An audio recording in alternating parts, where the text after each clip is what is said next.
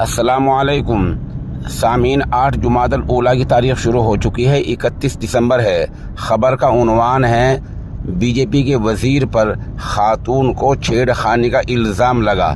मामला हरियाणा का है, जहां लगभग 72 घंटे पहले वजीर खेल मनदीप सिंह पर खातून खेल कोच ने इल्ज़ाम लगाया कि उन्होंने बार बार मुझे दफ्तर बुलाया, बात नहीं बनी तो अपने घर पे बुलाया और कहा तुम मुझे खुश करो मैं तुम्हें खुश रखूँगा। साथ साथ छेड़खानी की और बहुत सारी ऐसी बातें की जो नाकाबिल बयान है। ऐसी बात खेल कोच ने बाकायदा पुलिस को थाने में लिख कर दी है।